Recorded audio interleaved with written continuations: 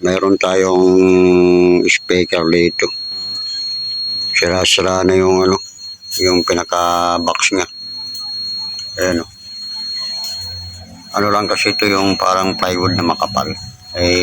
Parang na sa sobrang tagal na siguro ganyan na. Kaya babaklasin na natin, babaguhin natin yung yung box. Ayan o.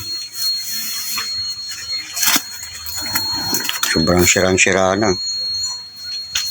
Ayan o. Ayan ang itsura nyo. Babaguhin natin, babaklasin natin yung laman. Ayan o.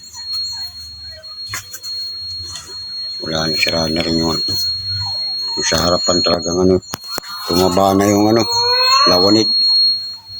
Lawanit lang kasi yan na makapal. Yung tawag yan, lawanit yata yun. Yan, babaklasin natin yan. Alisin natin yan, tapos panibagong box.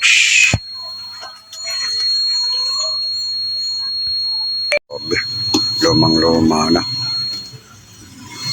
Ayan. Dami na palang repair nito. Ayan. Iba na yung transformer. Talagang na to. Tingnan natin kung papakinabangan pa to. Ayan. Yung loob. Meron pang board din sa loob. Conversion na pala to. Ayusin natin to. I-restore natin.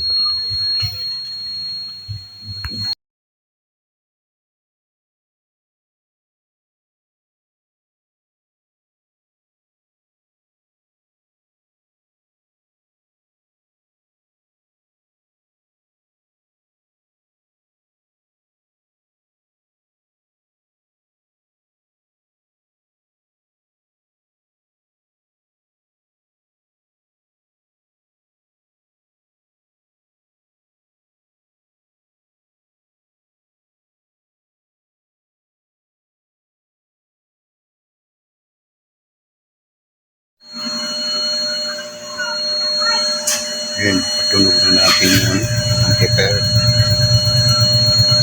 Yung original ng amplifier wala na. Hindi na pala gumagana yun. Kinonvert lang ito. Ito yung pinalit na amplifier. Tapos dito galing yung pinaka-tape. Ayan. Talagang original niya na amplifier ito talaga. Ito yung original niya ng amplifier. Sunog-sunog na kaya i-convert na sa ganitong amplifier. Ayan. Tumutunog na siya. Tumutunog na siya pero ayusin pa natin yung mga wiring yan para pag ginawa natin ang box maganda na yung hindi siya magulo yung mga wire. Magulo kasi ito yan. Kailangan yung talaga yung maganda yung pagka-wiring. Kaya ma-wiring pa natin yan. Saka yung adapter niya, yung transformer niya, ito yung maliit. Pilitan natin ng mas malaki. Mas mataas ang voltahe nito. Kasi yung kanya maliit Ayan, sobrang liit. Malakas uminit. Uminit siya. Kaya pinalitan natin ng transformer. Ayan, gumagana na yan. Kaya lang hindi natin makapatugtog kasi nakaka-copyright tayo. Ayan, ganyan.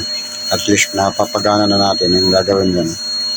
Gagawa na ng box kasi sira-sira na yung box niya. Panibagong box na lang.